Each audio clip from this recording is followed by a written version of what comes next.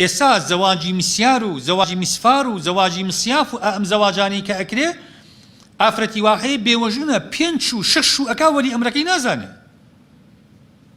ئەمە گاڵتە جاڕیە. یەکەم بە کەرامەتی ئافرەتەکە، دووەم بە ئەحکامی شەرع.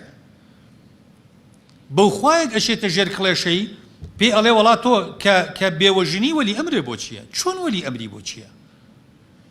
چۆن بەبێ ئەم حەدیثانی پێغەمبەر صلی الله عليه وسلم کافرمێ ئەیەمە امرأة نكحت نفسها بغير إذن وليها، کافرمێ لا نکاح إلا بولي. لێرە فەرقی نەکردو لە بینی بێوەژن و کچی عازەبە. الثيب أحق بنفسها وكو عرضم كردن أحق بنفسي خوي لمسألة إذن تعبيري صريح إرادك يايا. حنابلة كان ليراد دقيق بود قلت له أنا كش بيا بيوجن ببيبرسي ولي أمرك شو ناكا السابر رزان ديها أفرد تلفونك كاكتر والله من شو مكردو ميردم هيو باشا عقدي زواج تو شو كردوها أجر ولي أمرك تزاني ببيبرس شو كردوها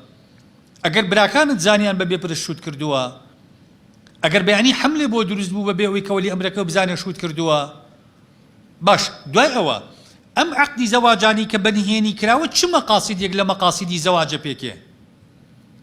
آخر خو زواج بريتين اللي تركردني آرز وكاني مروف برزان زواج بريتية لو مودة ورحمة كخوانا قرآن باسيكا لمسيارا مودة ورحمة كوا لچوا مودة ورحمة ومسؤوليتي مشترك دروس أبي لمسيارا تويك كبو 5 دقة ما فتنية لقل أم كسي كبي أو تي هاو سركت بياسيكي لقل أبكي لبازارا تويك كانت واني منالك اللي هبي بياني هالقري نازناوي دايكايتي تبيبا تويك كأم بياو بياني بمري هيج بلغنامەیەکێ بەدەستەوە نییە کە بیسەلمێنێ مێردە بوو داوای میراتی بکەی ئابڕوو دەچێ بڵێی مێردم بووە جورئەت داکەی بڵێی مێردم بووە عیددە لە چێ ئەشۆیتەوە تۆیەک کە ئەبێ ئەم پیاوە لەژێر باڵی ڕەشی شەوە بەنهێنی لەژێر پەردەی مرۆڤ دۆستی و لەژێر دنیایە پەردەی ترا بتوانێ هاتو چووی تۆ بکە کەی ئەمە پێی ئەوتیە ژیانی ژن و مێردایەتی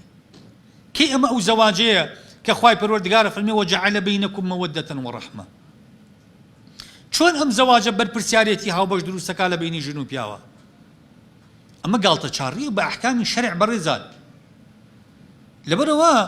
یعنی ئێمە ضرورە لەم بابەتانەیە مەسەلەی وەلی ئەمر ئیقساعکردنی وەلی ئەمر حتا تەسەور بکەن ئەگەر کاتی خۆیشی فوقەها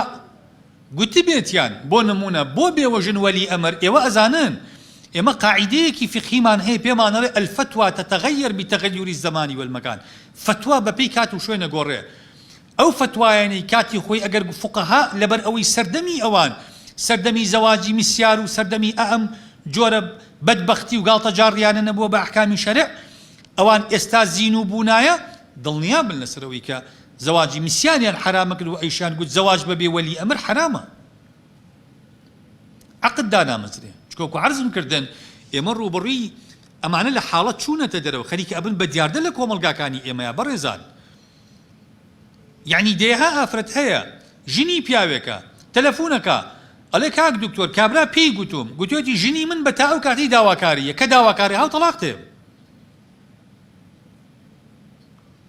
چۆن نەبیشتیوە یعنی چی ژنی من بکاکە ئەمە فەرقی چییە لەگەڵ ئەو سیغەیەی کە ئێمە بە زینایە زانین ئەم زەواجە موئەقەتە لەبەرەوە کە داواکارێکی دێ ئەبێ چی بکە ئەم خاتوونە ئەبێ جارێ بڕوە مخالعە بکە لەگەڵ ئەم بۆ ئەوەی عیددەکەی یەک عیددە بێ سێ عیددە نەبێ ئینجا ئەم بەدبەختەی تر دەسی پێ بکە ئەمڕۆ نابەیانی و پرسیارەکەین تا عیددەکەی تەواو بێت لە کۆنەکە بۆ ئەوەی بتوانێ بەڵێنی زەواج بدا بە تازەکە ئەگەر ئەم پیاوە تازانە بزانن کە ئەم ئافرەتە ئەم بەدبەختیەی کردووە پێشەم زەواجەی هێنن ئەمە پێی ناوترێ غەش پێی ناوترێ شاردنەوەی عیبێک کە عیبەکە مخلە بە عەقدی زەواج پێی ناوترێ شاردنەوەی عیبێک ئەگەر پیاوەکە بزانێ لەسەری پەشیمانە بێتەوە لە پرۆسەکە لە کاتێککە ئافرەت هەیە 3 میسیار و 4 میسیاری کردووە کەواتە بەڕێزان مەسەلەی وەلی ئەمر ڕوکنێکە لە ئەرکانی عەقد قانونی ئەحوالی شەخسی عێراقی لەسەر مەذهەبی ئەحناف طبعا بۆ معلوماتتان ئەمە بابەتێکە ئیجماعی عولەمای لەسەرە ئەحناف قانونی ئەحوالی شەخسی عێراقی بۆ نمونە لە حەنەفیەکان وتویانە کچکە گەشت تا 18 ساڵ وەلی ئەمری ناوێ ئەم قسەیە دقیق نییە علمیەن بۆ چونکە حەنەفیەکان گوتویانە کچ بۆی هەیە کە تەمەنی گەشتە 18 ساڵ شوو بکە بەڵام سەیریکە گوتویانە ئەگەر وەلی ئەمرەکەی ڕەخنەی لە هاوسەرگیریەکە گرت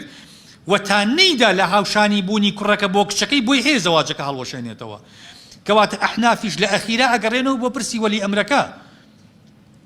ئەحناف نەیان گوتووە ئەم کچە خۆی 100% خاوەنی بڕیانە لە هاوسەرگیریەکەیە گوتویانە ئەگەر وەلی ئەمرەکەی لە دوای ئەوەی کچەکە بڕیاریدا وەلی ئەمرەکەی زانی وەلی ئەمرەکەی گوتی من قبوڵ ناکەم شوو بکات بۆ کوڕە هاوشانی کشی من نییە ئەحناف فڵێن وەلی ئەمرەکەی بۆی هەیە هەڵی بۆشێنێتەوە